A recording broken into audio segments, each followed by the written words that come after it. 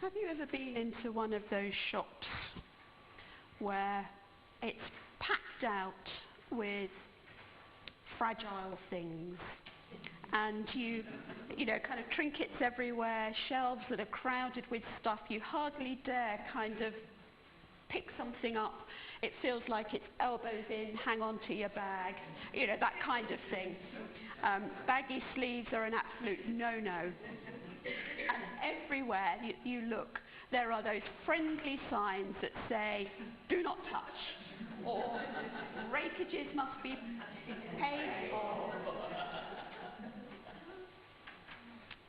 Sometimes we have those signs too, don't we? We're not aware that we're wearing them, you know, kind of, I'm hurt, I'm wounded, I'm fragile, I'm sensitive, don't touch me, otherwise...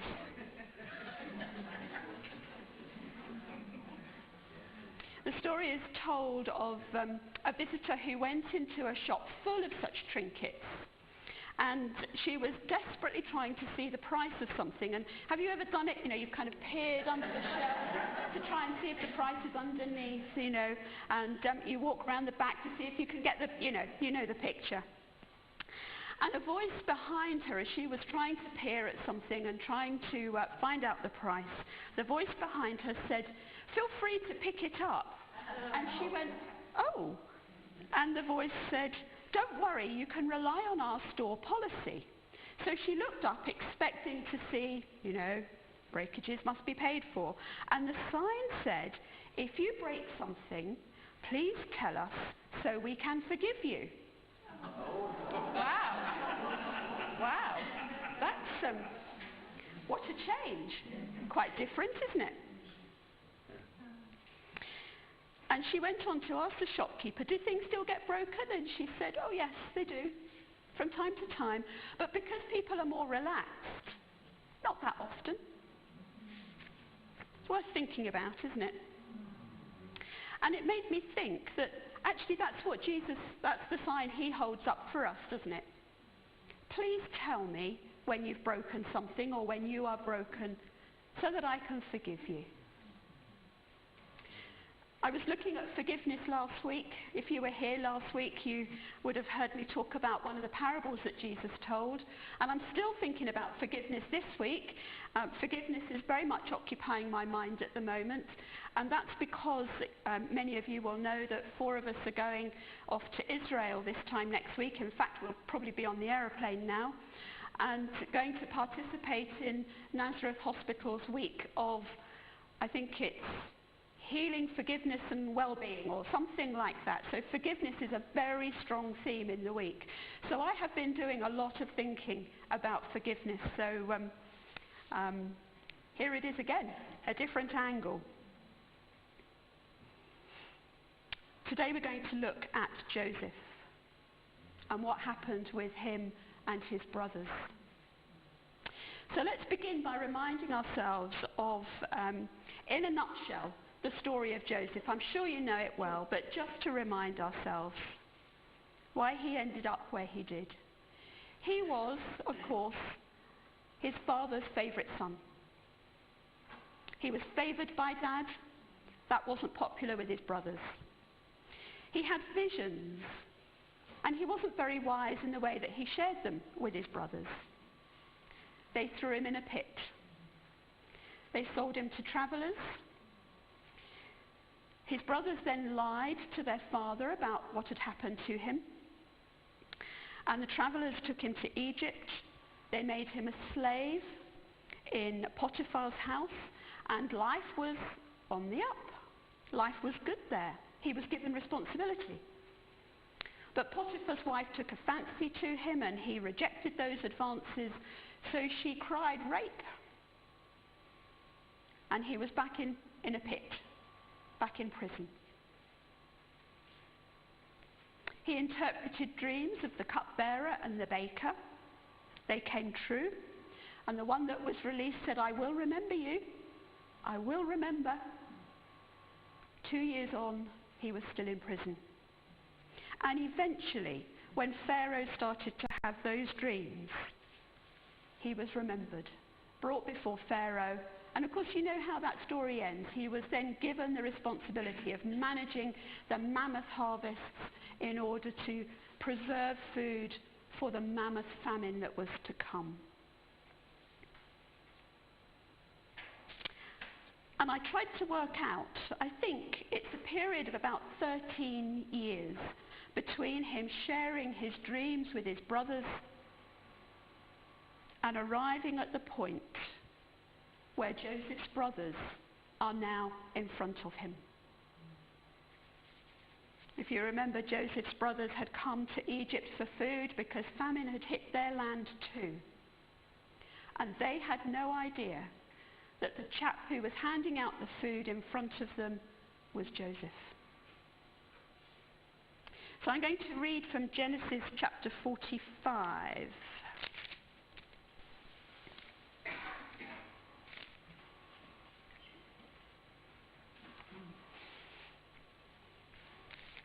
So imagine the scene. The brothers are before Joseph. Then Joseph could no longer control himself before all his attendants, and he cried out, "Make everyone leave my presence."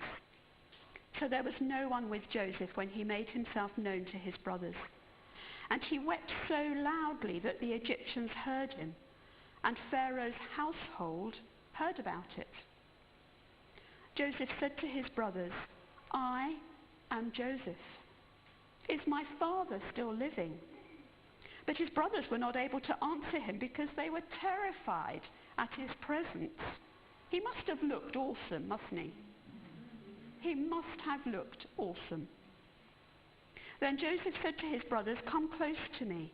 When they had done so, he said, "I am your brother Joseph, the one you sold into Egypt. And now do not be distressed and do not be angry with yourselves for selling me here, because it was to save lives that God sent me ahead of you. For 2 years now there has been famine in the land, and for the next 5 years there will not be ploughing and reaping.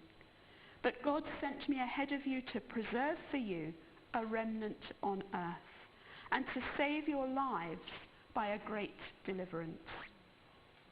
So then, it was not you who sent me here, but God. He made me father to Pharaoh, lord of his entire household and ruler of all Egypt. Now hurry back to my father and say to him, 'This is what your son Joseph says. God has made me Lord of all Egypt. Come down to me, don't delay. You shall live in the region of Goshen and be near me, you, your children and grandchildren, your flocks and herds, and all you have. I will provide for you there, because 5 years of famine are still to come. Otherwise you and your household and all who belong to you will become destitute.'" Is this a man who is bitter and resentful at what's happened to him? Is this a man who has harbored a grudge for 13 years? Has he allowed it to fester and burn within him? Doesn't sound like it, does it? Because he says to his brothers, "Don't be angry with yourselves. Don't be upset. I can see the hand of God in all this. He sent me here for this reason. You didn't." We don't see Joseph taking the first opportunity to get revenge. What an opportunity he had. He could have just thrown them all into prison and they could have stayed there and their father would never have known what had happened. If he had done that, would he feel better for it? Would it bring him, everybody's talking about closure these days, aren't they? Would it bring him the closure that he might have been after for 13 years? But we have to ask ourselves these questions. The fact that Joseph could see God's hand in it, does that make it okay what the brothers did to him? The way they treated him? Does it make it okay what Potiphar's wife did? Does it make it okay that the cupbearer, the baker, who had promised, because they saw the dreams come true, the the vision that Joseph interpreted, the one that got out, does it make it okay that he forgot? No, it doesn't. You see, Joseph can see God's hand in it. He can see that God used it for good. But that's God's grace working in his life. He still suffered the consequences of all of those actions. He still suffered the hurt.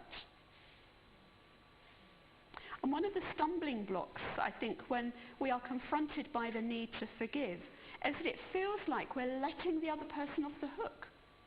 It feels like we're saying, what you did to me doesn't matter. And that's not what forgiveness is.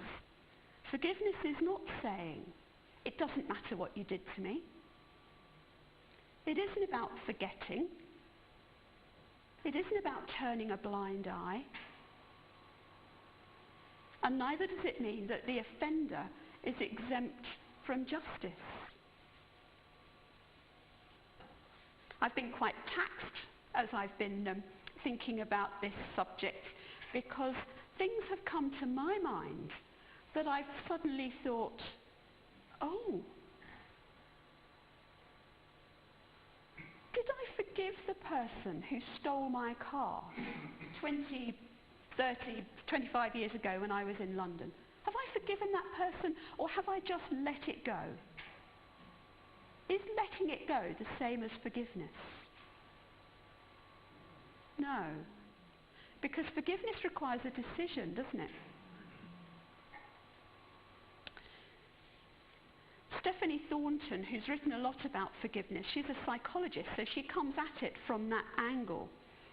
She writes of Pope John Paul II, who visited in jail the Turkish terrorist who had tried to kill him. And his reason for visiting him in jail was to forgive him. But he did not ask for that man to be released. He forgave him, but the man still had to work out the punishment that his actions had earned him. So why is forgiveness important? Well, it's important because it sets us free from the prison that the hurt has put us in. We are the ones who benefit when we forgive. So do you think Joseph forgave his brothers at the moment that he saw them in front of him? Because he wasn't expecting to see them, was he? He had no idea they were going to turn up in front of him. Was it at that moment that he forgave them, do you think?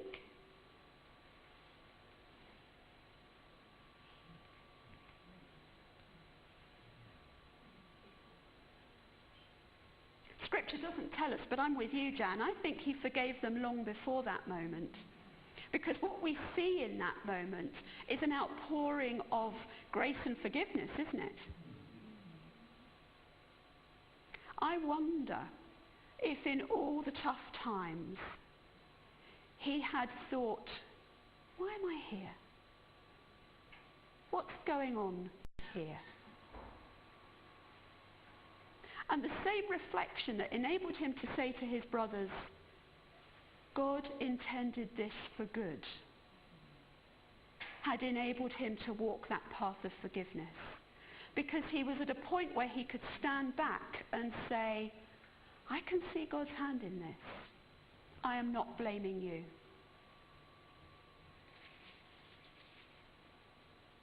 Meeting his brothers, however, was quite a crucial point in that journey.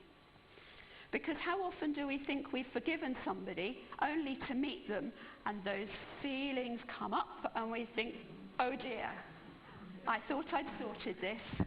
You're laughing. You obviously know that feeling. I thought I'd done that. What did we say last week? How many times do we have to forgive?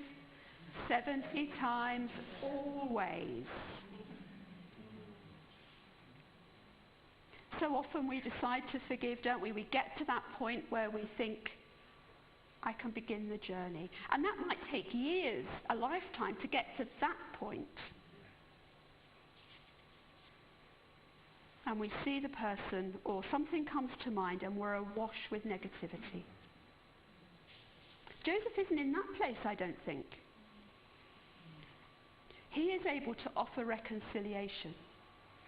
And this is where we need to be careful in how we understand this, because we must not immediately think that all forgiveness ends in reconciliation. It doesn't, it can't.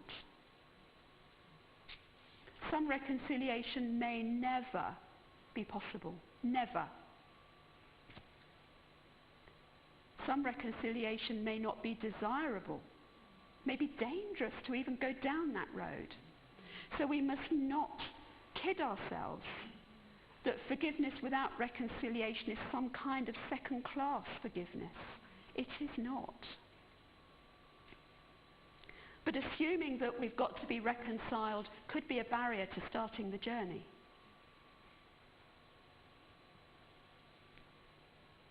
And I do believe there are times when reconciliation can happen even though forgiveness hasn't yet taken place. So complicated, isn't it, this subject? But we know Joseph is deeply moved at being reconciled with his brothers. But what about his brothers? What sort of journey have they had? Have they ever thought about Joseph? Have they pondered in that 13 years since they put him in the pit? Did we do right there? We've lied to Dad. Can we go back on that? Can we tell him that actually Joseph might be alive somewhere? Did they ever have those kinds of thoughts or conversations, do you think? Did they ever regret what they did? Where do they get forgiveness from? We do get a snapshot of something of their journey back in Genesis 42 and verse 21. This is early on as they come before Joseph, when they're asking for food, before Joseph takes them away into a separate room. And of course they are speaking their language, and Joseph is using an interpreter, and the brothers have no idea that Joseph can understand what they say. And Joseph was talking about some of the brothers going back and one of them staying there in prison maybe while they wait for the other brothers to come back. You remember that bit of the story? And they said this to one another: "Surely we are being punished because of our brother. We saw how distressed he was when he pleaded with us for his life, but we would not listen. That's why this distress has come upon us." Were they showing regret and remorse? Sounds like it, doesn't it? Sounds like it. They hadn't forgotten. They were taking some responsibility. They were seeing consequences of their actions.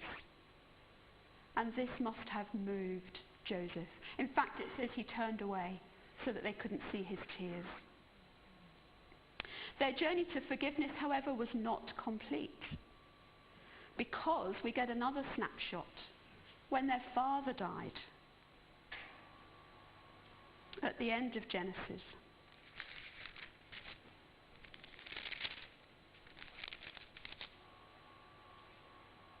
Genesis 50, when Joseph's brothers saw that their father was dead, they said, "What if Joseph holds a grudge against us and pays us back for all the wrongs we did to him?"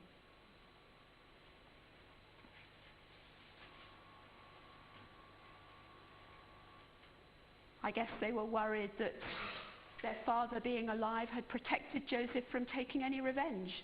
And now that Dad had died, he can get his own back. And they come to him with words of their father in their mouths, if you read the story. So Jacob, it was obviously on his mind too, saying, "Please forgive us. What we did was wrong." In fact, it starts off, "Our father asks us to come to you to say, please forgive us." And then it kind of turns to that personal request for forgiveness. So it's a journey, isn't it? It's a journey. Some journeys of forgiveness are much harder than others. Some, as I said just now, take a lifetime to complete. Some take a lifetime to even take the first step. So if you know that you've got something enormous that is an issue of forgiveness for you, and you're thinking you'll never ever get there, even thinking that you want to get there, even though you may not be able to see how, even the fact that you want to get there is a first and quite difficult step. The important thing is to be on the journey.